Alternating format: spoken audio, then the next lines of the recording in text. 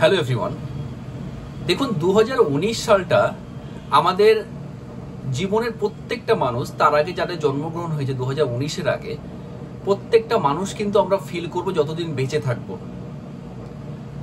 কারণ সেই সময়টা আমরা বুঝতে পেরেছি যে একটা সিচুয়েশনে আমাদের এপিডেমিক কি জিনিস হতে পারে এবং আমরা একটা ভাইরাসের স্প্রেড কি হতে পারে সেটা আমরা দেখে এসেছি। প্রচুর মানুষের মৃত্যু হয়েছে, মৃত্যু মিছিল বলতে পারেন। সেই অবস্থায় আমাদের যারা মৃত্যু হয়েছে তাদের আমাদের কত দুর্ভাগ্য আমাদের লাইফে ছিল, হয়তো তাদেরকে টাচও করতে পারিনি আমরা।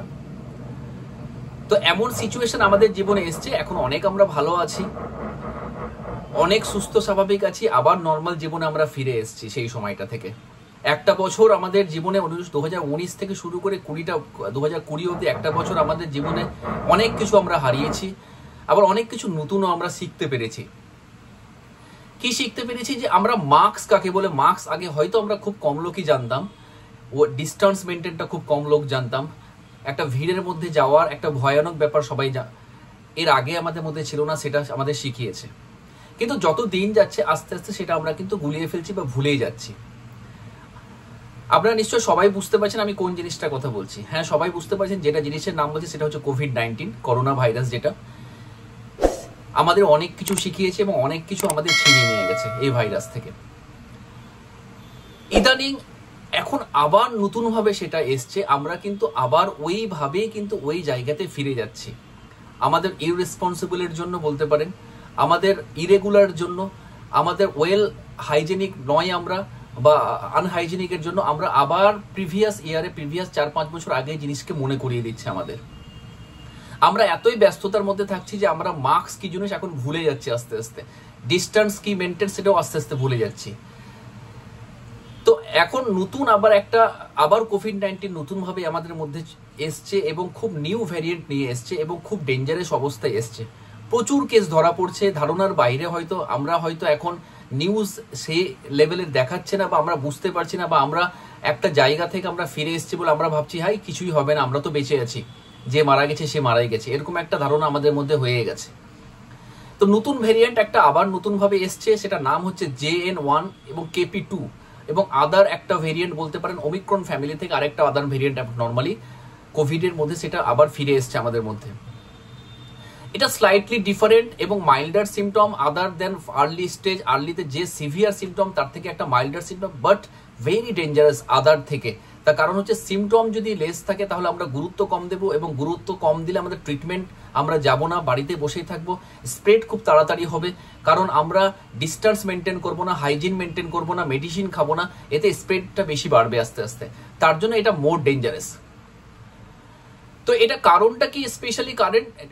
স্পেশালি কি হচ্ছে, একটা ডিক্রিজ ইমিউনিটি আমাদের আস্তে আস্তে হয়ে যাচ্ছে। তার কারণ ইমিউনিটি একটা প্রিভিয়াস একটা ভাইরাস থেকে ইনফেকশন যারা হয়েছে এবং ভ্যাকসিন নিয়েছে, আস্তে আস্তে যত দিন যাচ্ছে ইমিউনিটি পাওয়ারটা আস্তে আস্তে কমে যাচ্ছে।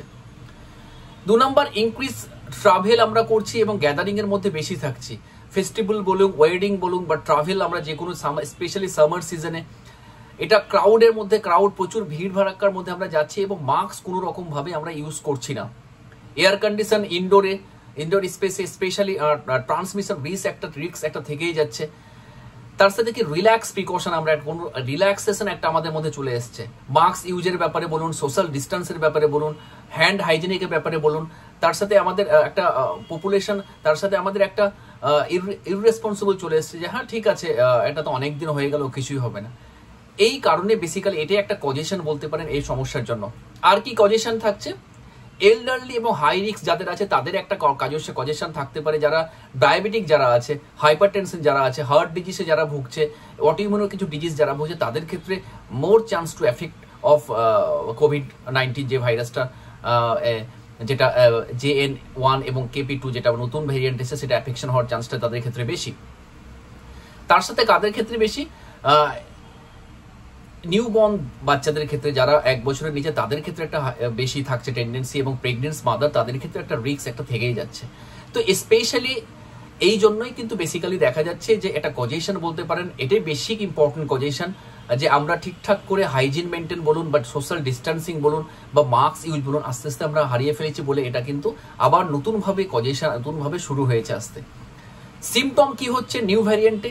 সিমটম যেটা হচ্ছে যে প্রথমে যে আগে যে সিভিয়ার একটা সিমটম ছিল, টিবিয়ার একটা ফিভারিস একটা টেন্ডেন্সি, তার সাথে শ্বাসকষ্ট, সেটা কিন্তু এখন নেই। একটা রানিং নোজ হচ্ছে বা ব্লক নোজ হয়ে যাচ্ছে, নাক দিয়ে জল পড়ছে, নাক বন্ধ হচ্ছে, গলা ব্যথা একটা করছে, মাইল্ড মডারেট ফিভার কারো ক্ষেত্রে থাকছে, একটা কাশি থাকছে, খুব দুর্বলতা থাকছে এবং টায়ার্ডনেস ফিল হচ্ছে, হেডেক একটা কনস্ট্যান্টলি একটা হেডেক এবং বডি এক, সারা শরীরে ব্যথা, একটা জয়েন্ট পেন এবং জয়েন্ট সোয়েলিংও কিছু কিছু ক্ষেত্রে দেখতে পাচ্ছি আমরা, স্নিজিং দেখতে পাচ্ছি, হাঁচি, গলা গলা যেটা ভার হয়ে যাচ্ছে, যেটা হোর্সনেস অফ ভয়েস যেটা হচ্ছে, তার সাথে ডিজিনেস, অল্পতে মাথা ঘুরছে এবং অল্পতে উঠে বসতে গেলে একটু চোখের মনে হচ্ছে চোখের মধ্যে তারা ছিটকানোর মতো একটা হিস্ট্রি রুগীরা আমাদের দেবে, ডায়রিয়া বা তার সাথে সাথে একটা সিটিং আপরাইট করতে খুব অসুবিধা হয়, eye redness, itching, eye water continuously একটা থাকবে, ব্রেথলেসনেস একটা থাকতে পারে রোগীদের এমন সিরিয়াস অবস্থার ক্ষেত্রে, পারসিস্টেন্ট চেস্ট পেইন একটা এবং কনস্ট্যান্ট একটা হেভিনেস এবং pressure feel within a chest একটা ফিল হবে,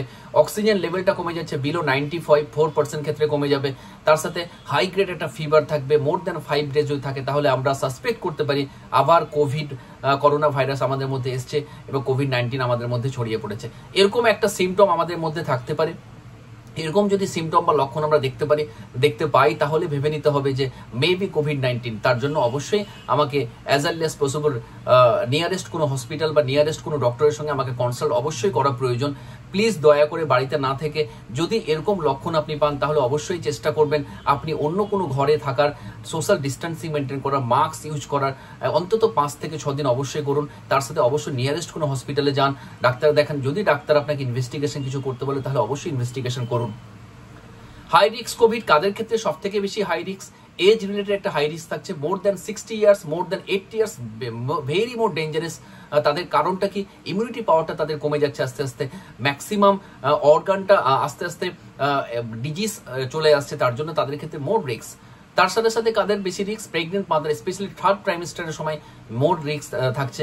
চিলড্রেন, যেটা 1 বছরের কম বাচ্চা যারা ইনফ্যান্ট থাকছে তাদের ক্ষেত্রে একটা রিস্ক থাকছে, তারা রিপিটেড ফিভার যাদের হচ্ছে, ভমিটিং, ডিহাইড্রেশন, এই ধরনের যদি লক্ষণ থাকে তাহলে ভেবে নিতে হবে তাদের ক্ষেত্রে একটু হাই রিস্ক থাকছে। ডিজিজ, কি ধরনের ডিজিজ হলে হাই রিস্ক থাকতে পারে? স্পেশালি হাইপারটেনশন, যারা হাইপারটেনশন লং টার্ম ধরে যারা ভুগছে, ডায়াবেটিক যারা লং টার্ম ধরে আছে, একটা তার সাথে হার্ট ডিজিজে যারা লং টাইম ধরে, স্পেশালি কনজেস্টিভ কার্ডিয়াক ফেলিওর বা ভালভুলার কোনো ডিজিজের মধ্যে একটা আছে, বা ইসচেমিক হার্ট ডিজিজ আছে, বা হার্ট ফেলিওর কিছু মেডিসিন লং টাইম ধরে চলছে, বা হার্ট ব্লকের কিছু মেডিসিন আমাদের লং টাইম ধরে চলছে, সেই ধরনের রোগীদের ক্ষেত্রে একটা হাই ডেঞ্জারাস থাকতে পারে। Chronic lung disease, specially asthma, COPD, TB, chronic bronchitis, emphysema, এই ধরনের যদি রোগী থাকে তাদের ক্ষেত্রে মোর রিস্ক ফর কোভিড-19 বলতে পারেন। CKD, chronic renal failure is very very dangerous. যাদের ক্ষেত্রে ক্রনিক রেনাল ফেলিওর তাদের ক্ষেত্রে মোর সাসপেক্ট, মোর স্প্রেড, তাড়াতাড়ি স্প্রেড তাদের ক্ষেত্রে হতে পারে, হওয়ার চান্স থাকে। ক্যান্সার যারা আক্রান্ত হয়ে আছে তাদের ক্ষেত্রেও সব থেকে বেশি চান্স থাকে এই ধরনের আক্রান্ত কোভিড-19। ওবেস পার্সন, ওবেসিটি, যারা মোটা সোটা, ইমিউনিটি পাওয়ার তাদের ক্ষেত্রে কম, তাদের ক্ষেত্রে আরো কিছু ডিজিজ আক্রান্ত হয়তো হতে পারে, তাদের ক্ষেত্রে মোর চান্স থাকে অ্যাফেকশন হয়। এবং অবশ্যই লাস্টলি অটোইমিউন কিছু ডিজিজ থাকে, স্পেশালি অটোইমিউন ডিজিজের মধ্যে যেটা লিউপাস, তার সাথে হার্পিসের মধ্যে কিছু যদি থাকে, এসএলই যদি কিছু থাকে, রিউমাটয়েড আর্থ্রাইটিস যদি কিছু থাকে, অটোইমিউন ডিজিজ, তাদের ক্ষেত্রে মোর chance to risk of COVID-19 বলতে পারেন। তার সাথে সাথে এইডস যাদের হয়ে আছে, এইচআইভি পজিটিভ যাদের আছে, তাদের ক্ষেত্রে মোর চান্স টু এফেক্ট, ইমিউনিটি পাওয়ারটা তাদের কম থাকে। এবং তার সাথে ট্রান্সপ্লান্ট কিছু অর্গান যদি যারা হয়তো কিডনি চেঞ্জ করেছে বা লাংস চেঞ্জ করে বা লিভার চেঞ্জ করে, তাদের ক্ষেত্রে মোর chance to affection of COVID-19 বলতে পারেন। তো হায়ার রিস্ক অফ কোভিড যদি বলি তাহলে এইসব রোগীদের ক্ষেত্রে মোর chance to effects of COVID-19, high risk for COVID-19. তাহলে আমরা কি জানলাম যে কোভিড-19 নিউ ভ্যারিয়েন্টটা কি ভ্যারিয়েন্ট এসছে, তার সাথে আমাদের কজেশনটা কি হচ্ছে এবং লক্ষণ সিমটম কি থাকছে রোগীদের, এবং কাদের ক্ষেত্রে সব থেকে বেশি রিস্ক কোভিড-19 আসার এই সময় যে নতুন ভ্যারিয়েন্টটা এসছে কাদের ক্ষেত্রে সব থেকে বেশি রিস্ক হয়, সেটা নিয়ে আলোচনা করলাম।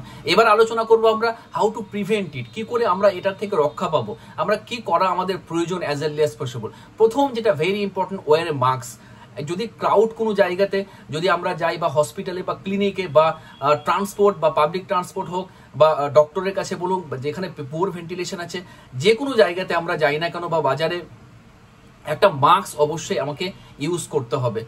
দ্বিতীয় হচ্ছে কি, যারা ভ্যাকসিনেশন করেন তারা ভ্যাকসিনেটেড অবশ্যই করা প্রয়োজন। যারা বুস্টেড হয়ে থাকে, ইমিউনিটি পাওয়ার যেন ঠিক থাকে, অ্যান্টিবডি রেডি হয়ে থাকে, তাতে কোভিড-19 হলেও কিন্তু আমাদের এফেকশনটা থাকবে না।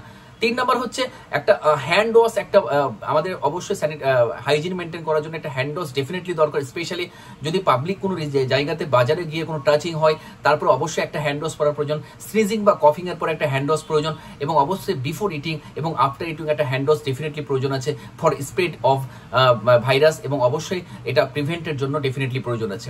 4 নাম্বার কি কভার কফ এবং স্নিজিং প্রপারলি। যদি কাশি হয় তাহলে একটা টিস্যু দিয়ে আমাকে কভার করতে হবে বা এলবো দিয়ে কভার করতে হবে, যেন স্প্রেডটা ঠিকঠাক না হয়, এবং যে টিস্যু দিয়ে আমি আমার কাশিটা আমি কভার করবো সেই টিস্যুটা এমন একটা জায়গাতে আমি ফেলবো যাতে ওখান থেকে স্প্রেডটা খুব কমই থাকে। তারপরে 5 নাম্বার হচ্ছে maintain distance maintain is very very important, specially কোথায় ক্রাউড এরিয়াতে, ক্লিনিকে, হাসপাতালে, রেলওয়ে স্টেশনে, তার সাথে পাবলিক ট্রান্সপোর্ট, যে কোনো জায়গা থেকে একটা ডিস্টেন্স আমি মেনটেন, সোশ্যাল ডিস্টেন্স মেনটেন আমি অবশ্যই করার প্রয়োজন আছে, না হলে এই স্প্রেডটা কিন্তু কোনো রকম ভাবে আটকাতে আমরা পারবো না। তারপরে 6 নাম্বার কি একটা ভেন্টিলেশন আমাকে অবশ্যই ইম্পর্টেন্ট রাখতে হবে, স্পেশালি ফ্রেশ এয়ার, তার সাথে ঘুমের একটা ভেন্টিলেশন ক্লিয়ার রাখার জন্য ফ্রেশ এয়ার মেনটেন করতে হবে, স্পেশালি রুমের মধ্যে জানলা দরজালে একটা অবশ্যই খুলে রাখতে হবে, দরকার হলে প্রয়োজনে ফ্যান চালাতে হবে যেন ভেন্টিলেশন ক্লিয়ার থাকে।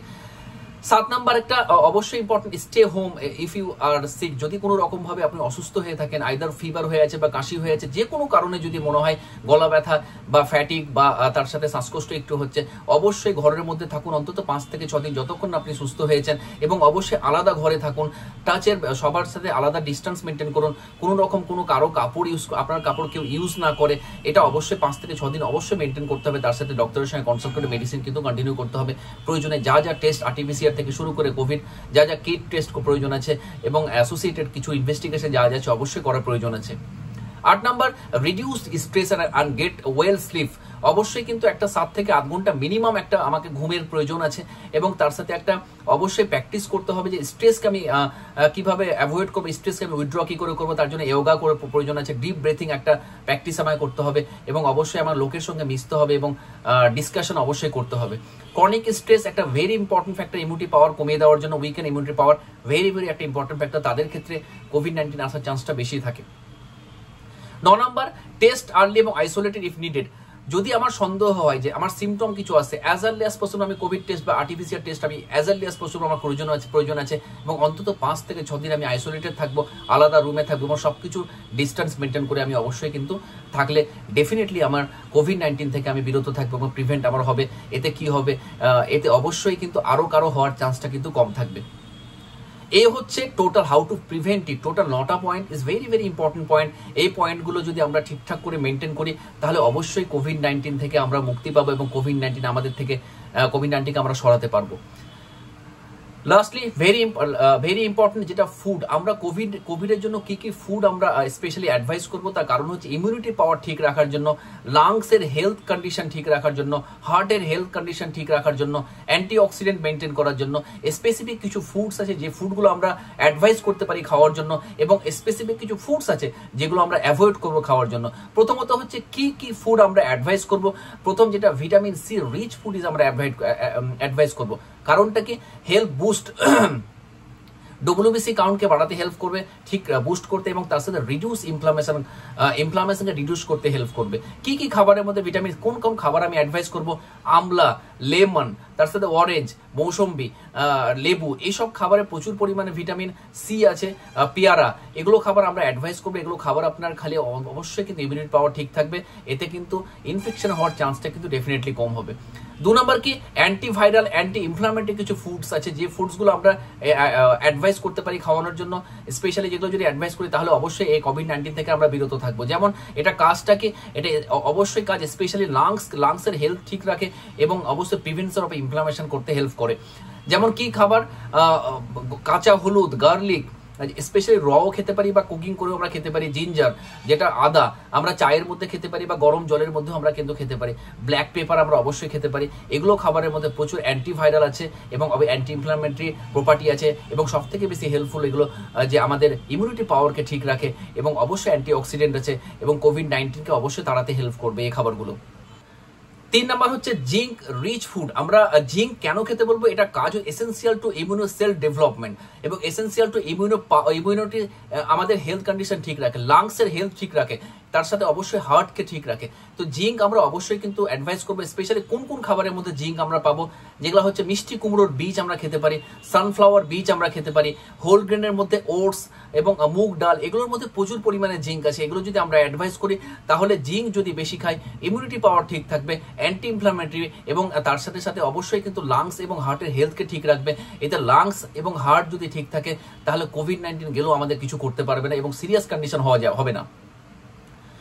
4 নম্বর ওমেগা 3 ফ্যাটি অ্যাসিড আমি অ্যাডভাইস করবো, তার কারণ হচ্ছে রিডিউস ইনফ্লামেশন এবং সাপোর্ট লাংস হেলথ এবং হার্ট হেলথ।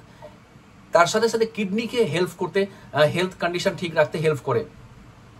কি কি খাবার আছে? ফ্ল্যাক্স সিড আমি খেতে পারি, চিয়া সিড খেতে পারি, সূর্যমুখী সিড খেতে পারি, ওয়ালনাট, তার সাথে আলমন্ড এবং ফিশ, স্পেশালি ফ্যাটি ফিশ এবং সামুদ্রিক কিছু মাছ আছে, সালমন টাইপের কিছু মাছ আছে, যে খাবারের মধ্যে প্রচুর পরিমাণে ওমেগা 3 ফ্যাটি অ্যাসিড আছে এবং সবথেকে বেশি হেল্পফুল এটা রিডিউস ইনফ্লামেশন করতে এবং লাংস, কিডনি এবং হার্টের হেলথ কন্ডিশন ঠিক রাখতে। এবং তিনটে যদি কন্ডিশন ঠিক রাখে তাহলে কোভিড-19 গিয়ে আমাদের তেমন কোনো সমস্যা, যদি আমি ইনফ্লামে হয়, কোভিড-19 যদি আমাদের আক্রান্ত হই আমরা, তবুও এই ধরনের যদি আমাদের তিনটে অর্গান ঠিক থাকে তাহলে মেজর কিছু প্রবলেম হওয়ার কথা নয়। 5 নম্বর হচ্ছে হাই প্রোটিন ফুডস আমি খেতে পারি, তার কারণটা হচ্ছে ইম্পর্টেন্স টু টিস্যু রিপেয়ার এবং তার সাথে সাথে অবশ্যই কিন্তু অ্যান্টি ইনফ্লামেটরি প্রোটেকশন এবং স্পেশালি কোভিড হওয়ার পরে এবং কোভিড ডিউরিং কোভিড এবং আফটার কোভিডের সময় আমরা অবশ্যই কিন্তু প্রোটিন অবশ্যই খেতে বলবো ফর আর্জেন্ট, খুব ফার্স্ট রিকভারির জন্য। কি কি খাবারে স্পেশালি খেতে বলবো? ডিম, তার সাথে অবশ্যই ফিশ, চিকেন আমরা খেতে বলতে পারি, পনির, এইসব খাবারের মধ্যে প্রচুর পরিমাণে প্রোটিনস আছে, প্রোটিন রিচ ফুড আছে, হাই রিক্স, এবং তার সাথে সয়াবিন প্রচুর পরিমাণে হাই প্রোটিন আছে। এগুলো যদি খাই তাহলে অবশ্যই কোভিড-19 থেকে আমরা বিরত থাকবো।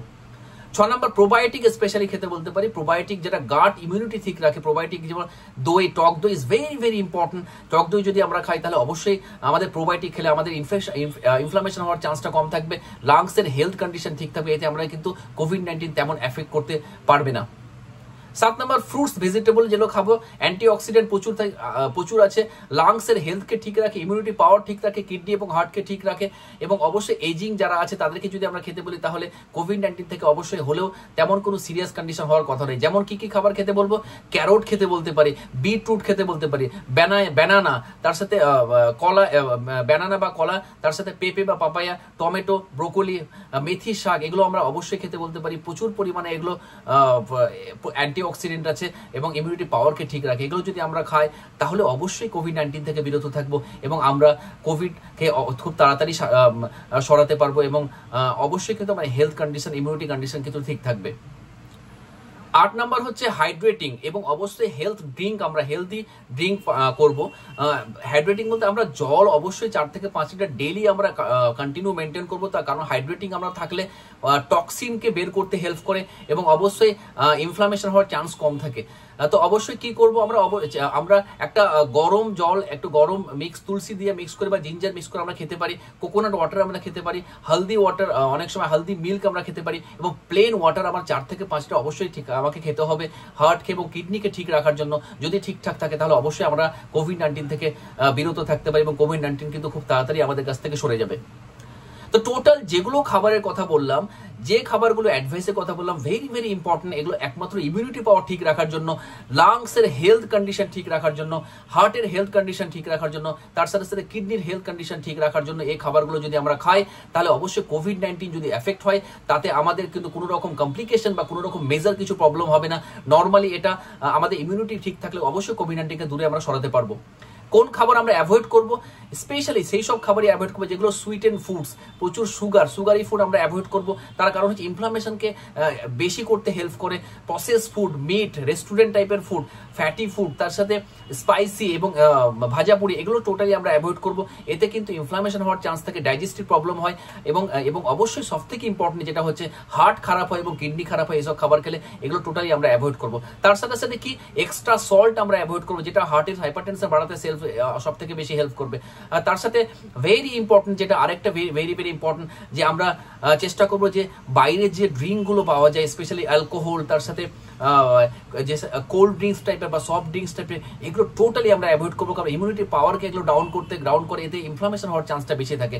স্মোকিং আমরা টোটালি অ্যাভয়েড করবো, কারণ স্মোক করলে আমাদের লাংসের কন্ডিশন খারাপ হয়, এতে খুব তাড়াতাড়ি ইনফেকশন যদি কোভিড-19 যদি আমাদের মধ্যে আসে তাহলে কিন্তু শ্বাসকষ্ট বা আরও কিন্তু সিওপিডি টাইপের কিছু প্রবলেম আমাদের মধ্যে আসতে পারে, এতে আরও সিরিয়াস কন্ডিশন কিন্তু হতে পারে, তার সাথে সাথে হার্টের কিছু সিরিয়াস কন্ডিশন হতে পারে। তো এগুলো খাবার আমরা ডেফিনেটলি অ্যাভয়েড করবো, একটা রেগুলারলি এক্সারসাইজ মেনটেন করবো, এবং তার সাথে সাথে অবশ্যই আমরা যোগার মধ্যে থাকবো, ফ্রেশ এয়ারের মধ্যে থাকবো, তাহলে অবশ্যই কোভিড-19 থেকে আমরা বিরত থাকতে পারবো এবং কোভিড-19কে দূরে সরাতে পারবো আমরা। লাস্টলি ভেরি ভেরি ইম্পর্টেন্ট, সেটা হচ্ছে ট্রিটমেন্ট, হোমিওপ্যাথি ট্রিটমেন্ট। আমি একজন হোমিওপ্যাথি কোয়ালিফাইড ডক্টর, যেহেতু আমি হোমিওপ্যাথি ট্রিটমেন্ট নিয়ে আলোচনা করব। আরও স্পেসিফিক কিছু প্যাথিতে ভালো ভালো আরও মেডিসিন আছে, কিন্তু একজন যেহেতু হোমিওপ্যাথি ডক্টর, হোমিওপ্যাথি কিছু ওষুধ আছে যে ওষুধগুলো প্রোবায়োটিক হিসাবে, প্রোফাইলেক্টিক হিসাবে দারুণ কাজ করে, এবং হওয়ার পরে যদি আমরা সিমটম সিমিলারিটি হয় তাহলে এক্সেলেন্ট ওয়ার্ক করে কোভিড-19। আমরা কোভিডের সময় দেখেছি হোমিওপ্যাথি দারুণ রেসপন্স করে, স্পেসিফিক কিছু ওষুধ আছে এক্সেলেন্ট কাজ করে, যেসব যেমন আর্সেনিকাম অ্যালবাম দারুণ রেসপন্স। সেই সময়টা আমাদের CCH central council of homeopathy বা সেন্ট্রাল গভর্নমেন্ট আমাদের প্রত্যেকটা প্রেস কনফারেন্স করে বলা হয়েছিল আর্সেনিক 30 সবাইকে খাওয়ানো হোক, প্রোফাইল্যাটিক হিসেবে কিন্তু দারুণ রেসপন্স করবে, এবং আমরা দেখেছি দারুণ রেসপন্স করেছে। তো arsenicum album is a excellent drug for COVID-19, এবং কোভিড সিমটম যতই নিউ ভ্যারিয়েন্ট হোক না কেন আমাদের দারুণ কাজ করে। আমরা 30 পোটেন্সি অন্তত দিনে 4 বার করে অন্তত 7 দিন যদি কন্টিনিউ করি তাহলে কোভিড-19 হলেও কিন্তু সেটা সিরিয়াস কন্ডিশন হবে না, এবং সিরিয়াস যদি এবং আগে থেকে যদি খাই আমরা তাহলে কোভিড-19 হওয়ার চান্সটা কম থাকবে। তার সাথে কি আমরা ইউজ করতে ব্রায়োনিয়া, এক্সেলেন্ট মেডিসিন। কাদের ক্ষেত্রে ইউজ করব? যারা একটা ফিভার মাথা ব্যথা হতে পারে বা বডি এক হতে পারে, জলের পিপাসা প্রচুর, পায়খানার প্রবলেম হতে পারে, সেই সব রোগীদের ব্রায়োনিয়া 30 দিনে অন্তত 4 থেকে 5 বার 7 দিন আমি চালাতে বলবো, তাহলে আস্তে আস্তে সমস্যার সমাধান হয়ে যাবে। Gelsemium excellent medicine. কোন রোগীদের ক্ষেত্রে জেলসিমিয়াম দেবো? একটা লেজিনেস টেন্ডেন্সি একটা থাকবে, একটা উইকনেস টেন্ডেন্সি একটা থাকবে, জলের পিপাসা থাকবে না, সবসময় রোগী চুপচাপ চোখ বন্ধ করে থাকতে চাইবে, এরকম যদি হিস্ট্রি থাকে, এবং স্লোনেস অফ ফিভার যদি থাকে, এরকম হিস্ট্রি থাকলে অবশ্যই আমি জেলসিমিয়াম ইউজ করতে পারবো। বেলেডোনা কোন রোগীদের ক্ষেত্রে আমি ইউজ করব? যারা ট্রিমেন্ডাস একটা মাথা ব্যথা, তার সঙ্গে সার্টেন একটা ফিভার, এবং তার সাথে সাথে একটা বডি এক যদি থাকে, এবং মুখ চুখ প্রচন্ড রেড হট হয়ে গেছে, সেসব রোগীদের ক্ষেত্রে বেলেডোনা 30 দিনে 4 বার করে অন্তত মিনিমাম 7 দিন আমি যদি চালাই, তাহলে অবশ্যই কোভিড-19 হোক বা অন্য কোনো প্রবলেম হোক না কেন অবশ্যই কিন্তু কমপ্লিট চলে যাবে। তারপরে হচ্ছে eupatorium, excellent medicine for COVID-19 বা আদার কোনো ভাইরাল ইনফেকশনের জন্য দারুণ রেসপন্স করে। কি হিস্ট্রি নিয়ে আসে? ট্রিমেন্ডাস গায়ে হাতে ব্যথা, এত ব্যথা যে রোগী বলবে যে মনে হয় যেন হাড়গুলো পুরো ভেঙে যাচ্ছে, এরকম একটা হিস্ট্রি আমাদের দেবে। জলের পিপাসা ঠিক থাকবে, এবং স্পেশালি নাইটের দিকে বেশি থাকবে, তার সাথে ফিভার থাকবে, এরকম যদি হিস্ট্রি আমরা পাই তাহলে ইউপেটোরিয়াম 30 পোটেন্সি আমরা অবশ্যই দিনে 4 বার করে 7 দিন কন্টিনিউ করতে বলবো, তাহলে আস্তে আস্তে সমস্যা কিন্তু সারতে শুরু হবে। এবং ওই সময়তে যে সময়তে ওষুধ আমরা খাবো অবশ্যই যেন ডিস্টেন্স মেনটেন করি, যদি আইসোলেটেড আমরা থাকি, আলাদা ঘরের জন্য অবশ্যই থাকি, তাহলে অবশ্যই কোভিড-19 হোক বা অন্য কোনো ভাইরাল প্রবলেম হোক না কেন সেটা থেকে আমরা অবশ্যই সুস্থ হবে, এবং বাড়ির সবাইকে কিন্তু আমরা স্প্রেড করতে বাধা দেবে সেটা। Phosphorus excellent medicine. ফসফরাসের হিস্ট্রি কি দেবে? পেশেন্ট প্রচন্ড একটা কোল্ড ড্রিঙ্কস, একটা ঠান্ডা জলের প্রতি টেন্ডেন্সি থাকবে, একটা ফিভার ননস্টপ, স্পেশালি নাইটের দিকে ফিভার আসবে, তার সাথে প্রচন্ড ম্যালেজ বা একটা বডি এক একটা টেন্ডেন্সি থাকবে, এবং ঠান্ডা খাবারের প্রতি টেন্ডেন্সি থাকবে, এরকম হিস্ট্রি থাকলে ফসফরাস 30 দিনে 4 বার অন্তত আমি কন্টিনিউ যদি করি, তাহলে আস্তে আস্তে সমস্যা কিন্তু কমতে শুরু হবে। তারপরে হচ্ছে যে এক্সেলেন্ট একটা ভালো ওষুধ আমি বলবো pulsatilla is excellent medicine. Specially pulsatilla history কি দেবে রোগীরা? জলের পিপাসা খুব কম থাকবে, একটা গ্যাস্ট্রিক প্রবলেম রোগীরা নিয়ে আসবে, একটা গ্যাস্ট্রিক, তার সাথে ভমিটিং টেন্ডেন্সি থাকবে, এবং অবশ্যই কিন্তু তার সাথে একটা স্লোনেস অফ ফিভার, এবং স্লোনেস অফ ফিভার থাকবে, উইকনেস টেন্ডেন্সি থাকবে, এরকম যদি হিস্ট্রি থাকে তাহলে অবশ্যই পালসেটিলা 30 দিনে 4 বার অন্তত আমি 7 দিন চালাতে বলবো, তাহলে আস্তে আস্তে কিন্তু এই রোগটা আস্তে আস্তে পুরোপুরি এই সমস্যা কিওর হয়ে আমাদের সম্পূর্ণ সেরে যাবে। এলিয়াম সেপ আমি কখন দিতে পারি? এলিয়াম সেপে সেই রোগীদের ক্ষেত্রে দিতে পারি যে প্রচন্ড স্নিজিং হবে, এবং তার সাথে কাশি থাকবে, নাক দিয়ে কনস্ট্যান্ট একটা জল পড়তে থাকবে, চোখ দিয়ে কনস্ট্যান্ট জল পড়তে থাকবে, ট্রিমেন্ডাস একটা মাথা ব্যথা থাকবে, তার সাথে স্পেশালি হেডেকটা রিলিফ বাই ওপেন এয়ার এবং অ্যাগ্রাভেশন স্পেশালি ঘুমের মধ্যে, এরকম যদি হিস্ট্রি থাকে এলিয়াম সেপে 30 পোটেন্সি আমি কন্টিনিউয়াসলি অন্তত দিনে 4 থেকে 5 বার দেবো, 7 দিন চালাতে বলবো, তাহলে ডেফিনেটলি কোভিড-19 হোক বা অন্য কোনো ভাইরাল প্রবলেম হোক, যেরকম হিস্ট্রি যদি নিয়ে আসে 100% কিন্তু সম্পূর্ণ সেরে যাবে। তারপর লাস্টলি আমরা কি দিতে পারি, অ্যান্টিম ট্রাক্ট একটা দিতে পারি। যদি কোভিড যারা এজেড পার্সন থাকবে, যারা একটু এজ হয়ে গেছে, যারা হয়তো একটু এরকম ফিভারিস এরকম যদি হিস্ট্রি থাকে এবং প্রচন্ড ঘড়ঘড়ানি কাশি, একটা র্যাটলিং ঘড়ঘড় করছে, শ্বাসকষ্ট হচ্ছে, কাশি তুলতে পারছে না রোগীগুলো, এরকম যদি হিস্ট্রি থাকে, অ্যান্টিম ট্রাক্ট 30 পোটেন্সি আমি অন্তত দিনে 4 বার 7 দিন কন্টিনিউ করলে রোগীর 50 থেকে 60% প্রবলেম কিন্তু সলভ হবে। এবং তারপর পরে আমরা যদি মনে হয় নিয়ারেস্ট আরো কোনো বেটার ডক্টরের সঙ্গে কনসাল্ট করে কিন্তু আমরা ওষুধ দিতে পারি বা কন্টিনিউ করতে পারি। স্পঞ্জিয়া কোন রোগীর ক্ষেত্রে আমরা দেবো? Spongia also excellent medicine for COVID-19. আমরা সেই সময় দেবো রোগীর একটা ড্রাই কাশি থাকবে, কনস্ট্যান্ট কাশি থাকবে, মনে হবে যেন এত ড্রাই যেন পুরো একদম সাই সাই করে আওয়াজ, একটা হুইজিং শ্বাসকষ্ট টেন্ডেন্সি রোগীদের মধ্যে থাকবে, প্রচন্ড শ্বাসকষ্ট হবে। এরকম যদি হিস্ট্রি থাকে তাহলে স্পঞ্জিয়া 30 আমি 30 পোটেন্সি অন্তত দিনে 4 বার 7 দিন কন্টিনিউ করতে বলবো। দেখবেন 60 থেকে 70% রোগী আস্তে আস্তে রিলিফের দিকে যাবে।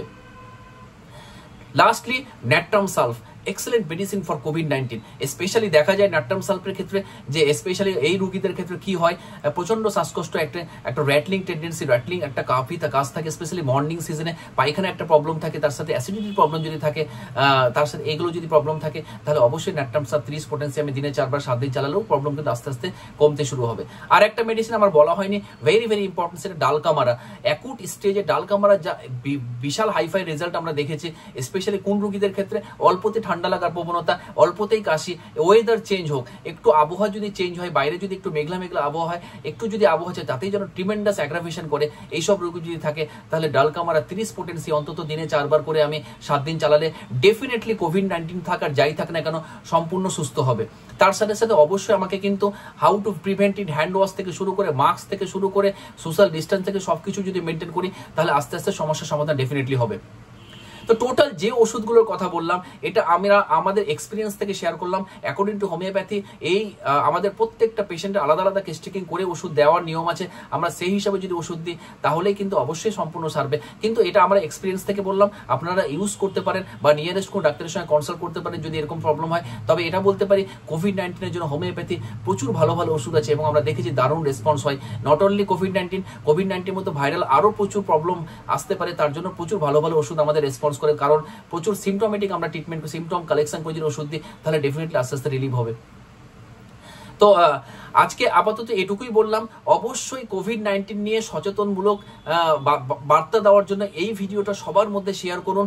আমরা চাই যে এই ভিডিওটা দেখে অনেকজন যে আমাদের মধ্যে যে ইররেসপন্সিবিলিটি চলে এসছে, আশা করছি ইররেসপন্সিবিলিটি রেসপন্সিবিলিটিতে পরিণত হবে এবং অবশ্যই সোশ্যাল ডিস্টেন্সিং মাস্ক কিন্তু ইউজ করবে এবং অবশ্যই কোভিড-19 থেকে আমরা বিরত কিন্তু থাকতে পারবো। আমরা যতক্ষণ না সোশ্যাল ডিস্টেন্সিং, যতক্ষণ হাউ টু প্রিভেন্ট আমরা মেনটেন করেছি, হাইজিন মেনটেন করেছি, কোভিড-19 থেকে আমরা কিন্তু ছাড় পাওয়া কোনো রকম ভাবে যাবে না। প্রতি বছর আস্তে আস্তে বাড়বে, নতুন নতুন আরো ভেরিয়েন্ট আসবে, এতে আরো সিচুয়েশন কিন্তু আমাদের দিকে খারাপ যেতে পারে। তাহলে অবশ্যই আমাদের এটা প্রচুর শেয়ার করুন, তাহলে অবশ্যই কেউ না কেউ এই ভিডিও দেখে ডেফিনেটলি যদি সতর্কতা হয় তাহলে ভাববো যে এই ভিডিও আমার সার্থক হয়েছে। সবাই ভালো থাকুন, অবশ্যই লাইক কমেন্ট সাবস্ক্রাইব করুন, পরের আরো ভালো স্পেশাল কিছু ভিডিও নিয়ে আসবো আমি। ভালো থাকুন, পুরো ভিডিও দেখার জন্য সবাইকে ধন্যবাদ।